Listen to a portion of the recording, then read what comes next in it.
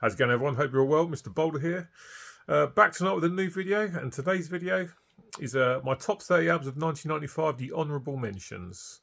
So I did the top 30 about 5 or 6 weeks ago, so it's time to do the honourable mentions. 2 records to show, the rest are on CD. Gonna get into it after the usual quick sip of the good stuff. So up first, we've got some heavy metal legends. Well, to be honest, the band that started it all. It's Black Sabbath and Forbidden. Ernie C producing, Ernie C from Body Count, so we have a cameo here from Ice-T on the first track. To be honest, his cameo doesn't really bring anything to proceedings at all, so it's kind of pointless him being there. And that's not me shitting on Ice-T, because I love Ice-T. He's a fantastic MC. Great vocalist for Body Count. But his contribution to the first track on this is kind of pointless. The Illusion of Power, first track. The song's actually not too bad at all. As always, we've got some really strong riffs from Tony Iommi here. The vocals from Tony Martin are decent. Stuff like Get a Grip's good. So's Shaking Off the Chains. Guilty as Hell. Forbidden, Kiss of Death. But the good stuff is just okay. There's nothing amazing on this record at all. The songs are either okay or not that great. Hence, this one did make the top 30. Sabbath kind of struggling in the mid-90s, and this is not a very good album at all. Far from terrible, but there's not too much quality here, considering the excellent Dehumanizer they put out only a few years before with Ronnie Dio. But this one's just a bit lackluster for my liking. Black Sabbath Forbidden is okay, but certainly not essential as far as Sabbath's concerned. On to the second record, and it's Therapy and Infernal Love. It's an okay album, but it's definitely nowhere near as good as the two that come before it, Nurse and Trouble Gum. Still a decent listen, but there's some stuff on this that kind of really does pass me by, doesn't stick out in the memory. First track, Epilepsy, is very, very good. Very strong chorus. Stories track 2, my favourite song on the album, is really, really good. A Moment of Clarity is good. But then after that, you kind of get a bit patchy. You've got some good stuff on here, like Bad Mother, Me Versus You. Diane on this is very good. It's a song about a pretty difficult subject to sort of make a song about. I think it's a cover, actually. Ends with 30 seconds. Some good stuff on it, but some stuff that definitely passes me by. And for me, nowhere near as strong as the two that come before it. Definitely some good tracks, but some filler. And I've never had the love for this that I have for the ones that come before it. Still some decent stuff on it, but a bit of a hit and miss affair as far as I'm concerned. So that's Therapy's Infernal Love. On to the CDs now. And we'll kick off with Ozzy Osbourne and Osmosis. This is actually better than I remember it being, but it's definitely a case of first sort of 5 tracks are where it's at, and after that it seriously goes downhill. Kicks off with the excellent Perry Mason. Great guitar playing from Zakk Wylde as always. You've got Dean Castronova on the drums, who's in the Dead Daisies, and I think he's Journey's drummer again now. He's been with Journey quite a few times. I Just Want You track 2 is really good. Ghost Behind My Eyes is okay. Thunder Underground's good. It's got some really good strong riffing from Zakk.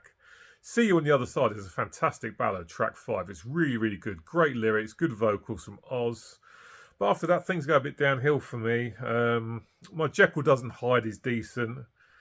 My Little Man is okay, but a few of the songs towards the second half of the album are not very strong. And this is when I really kind of checked out of Ozzy. I mean, I did pick up the album after this. I think it was called Down to Earth.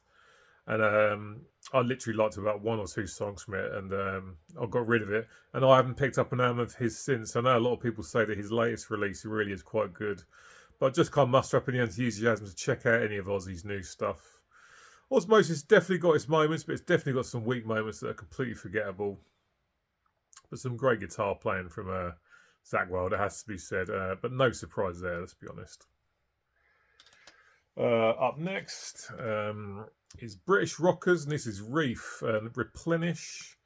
This is before they had a couple of absolutely massive hit singles and everyone knew who they were. Blues rock, good stuff on this, but again, this is now where there's quite a bit of filler, but when it's strong, it's really, really good. First track, Feed Me's great. The second track, Naked, that was a single. That's got one of my favourite guitar riffs ever, and it's really, really good. Excellent sounding guitar work. Good feelings, good. Repulsive, Replenish, Choose to Live, Loose. But a couple of songs kind of passed me by. But it's decent blues rock. Before these guys had some massive hit singles and really were known around the world. You'll know Raise Your Hands probably, but Reef Replenish, their debut from '95, is a good album. But definitely got some misses on this as well, but some good stuff at the same time. Up next, a band that haven't put out anything decent for a long time.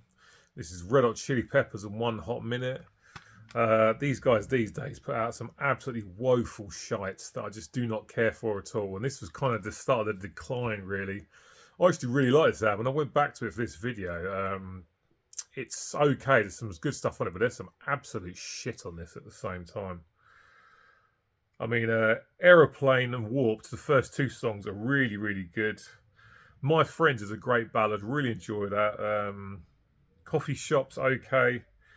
You've got P on this, which has got Flea doing the vocals, and it's just the vocals and the bass, and it's fucking awful. Other good stuff is on this, but it's few and far between. I mean, Walkabout, the lyrics of that are absolutely laughable. I don't know how they can commit those to tape and think they sounded decent. Not good at all. The title track, One Hot Minute, is quite good. Shallow Be Thy Name. This is produced by Rick Rubin. Dave Navarro on the guitar, who replaced John Frusciante. Some good moments, but some absolute crap on it as well. And like I say, I really used to enjoy this, but I listen to it now and it's like, that is not as good as I remember it being back in the mid-90s. Shame they don't make more stuff like Blood Sugar Sex Magic. This has its moments, but it's got some absolutely terrible stuff in it as well, and that's why it's only made the honourable mentions. No doubt about it.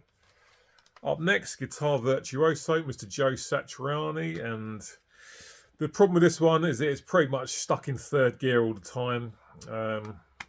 I mean, I love the album that come before this, The Extremists from 1992, but this one has always disappointed me. Still some good stuff on there, it has to be said. Cool Number 9, track 1's good. Down, Down, Down, Look My Way, Moroccan Sunset, Slow Down Blues, some good stuff. But there's just a lack of pace, a lack of energy, and it kind of makes this one drag. Hence, I've never had anywhere near the love for it that I have for something like Surfing with the Alien or The Extremists or Flying in the Blue Dream. Still some good stuff to be found, but there's a reason why this has made the honourable mentions. And some of the stuff in this is quite forgettable, and I just don't really dig that much. But still some good stuff on it. Up next, a band I've never shown on my channel before. And here's Anathema and the Silent Enigma. I was quite sort of surprised when I first said this, because the first albums I heard from these guys came after this, where they're quite mellow, where this is quite heavy in places. Some great stuff on it, some really nice sounding guitar tones on this album. Relentless Oblivion, track 1's good. Shroud of Frost, Sunset of the Age, Silent Enigma, A Dying Wish. Good stuff. Drags its feet in some places though, hence I don't enjoy as much as the ones that come before it. Some good stuff to be heard on this one. Some forgettable tracks. These guys are from Liverpool here in England. Good band, but I do prefer some of the stuff they did after this, it has to be said. Up next now, a lot of people will be surprised to see this wasn't in the top 30. And I do like this album, but I haven't connected with it anywhere near as much as a lot of other people did. This is Down and Nola, of course. Phil Anselmo from Pantera. Pepper Keenan from Corrosion of Conformity. Monstrous guitar tone on this record. The guitars sound absolutely fantastic. Phil Anselmo's vocals are absolutely superb. Temptations Wings, Pillars of Eternity, Hail the Leaf, excellent riff. Really, really good stuff. Eyes of the South, Jail, Stone the Crow, Pray for the Locust. Good album, but just hasn't really connected with me as much as it has a lot of other people. There was more than one person who said to me they were surprised not to see this in the top 30. Good album, no doubt about it, but it doesn't blow me away like it does other people, but just goes to show how we're all different. But some excellent guitar riffs on this. The tone's fantastic and Phil sounds great. The Smashing Pumpkins, Melancholy and the Infinite Sadness. A double album. Unlike most double albums, there isn't enough quality here to justify it being a double album. My opinion of this album is the exact same opinion I have of Guns N' Roses' Use Your Illusions. If you took all the good songs from both albums and put them on one disc, you'd have a very, very good album. Because there are some amazing highlights on this album. There's so many killer melodies on this. Billy Corgan's voice is definitely Marmite, so you either love it or hate it. Obviously, I like it because I've got the album. And there is some very good stuff on this. Very, very good stuff. Some big singles as well, like Tonight is a fantastic song. I love that. It sounds fantastic. Jelly Belly's quite heavy. It's got a really nice guitar tone. Zero, that was a single, really good song. Bullet with Butterfly Wings, that was the first single. I really enjoy that one. Cupid the Luck, or Lork, Lack I think it is actually. The melodies in that are fantastic. It sounds really, really nice. Porcelains of the Vast Ocean is good. Bodies 33, that was a single. Really nice chords in that song. Sounds really, really good. 1979. We Only Come Out at Night is a fantastic song. Beautiful's good, but there's a lot of filler here, and it makes the album drag. It goes on for a long time. Cut the filler, keep the killer, and it's a much better album. But Smashing Pumpkins' Melancholy Infinite Sadness has definitely got some really, really high moments. Cut out some of the filler and it would be much better for it. Dokken and Dysfunctional. This was their reunited album with George Lynch on the guitar. This is definitely better than I remembered it being actually, but obviously it's in the honourable mention, so I don't love it. There's some good stuff on it, no doubt about it. Inside Looking Out, first track's really good. Hole in My Head. Too High to Fly is excellent. What Price is a good track. From the Beginning, definitely better than I remember it being. Excellent guitar work as always from George Lynch. Don's voice is good. Mick Brown, Jeff Pilson doing a good job as well on the bass and the drums. But some songs are kind of forgettable, and it's definitely not the comeback that it should have been. This should have been a real kick in the face, but just not, good stuff on it, no doubt about it. But there's some filler. Better than I remember it being, but still not killer stuff, it has to be said. White Zombie and Asteroid Creep 2000. These guys were absolutely huge back in 1995. Saw them at Donington this year. Good album from these guys. You've got John Tempestra on the drums, who was, of course, in Exodus before this. Can't remember the name of the guitar player. There's some nice riffing on this album. Simplistic riffing, but very catchy and very hooky. Rob Zombie's trademark vocals, he's got quite a unique voice. Good stuff, but I do find there's quite a bit of filler on this as well. Supercharger Heaven's fantastic. What else have we got? Creature of the Wheel's good. More Human Human, that was like the first single. Massive chorus, great song, very, very catchy. Other stuff on this is good, like Blood Milk and the Sky. But yeah, there's some filler on here that doesn't kind of do much for me at all. And to be honest, the more Rob's voice goes on, I do find it grates a little bit. But good riffs. The drums are good from John Tempesta. Some definite highlights here, but some stuff that I could definitely do without. So White Zombies, Asteroid Creep 2000. This was absolutely huge back at the time. For me, it's not aged as well as some other albums have. And last of all today, we're going to finish off with a Motley Crue vocalist, Vince Neil. This is Carved in Stone. A definite downgrade on his previous album, Exposed. Still some good stuff on this, but it gets off to a shocking start.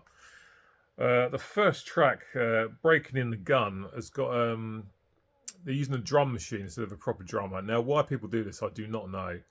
Kind of using break beats as well. There's some record scratching hip-hop style, which makes Vince sound like he's trying to keep up with current trends. And it's a shocking start to this album, but things do improve, no doubt about it. Got other stuff in this like The Crawl, which is really good. Black Promises.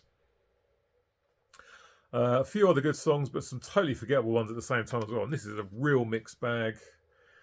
Some good stuff, but some stuff that really is not that great at all. Like I say, the first track gets things off to such a bad start, but it does pick itself up a little bit. It's not all bad. There are some good songs on this, but it's nowhere near as good as Exposed, which came out in '93. And Vince Neil's Carved in Stone is certainly not essential by any stretch of imagination, but there's still a few good tracks on it.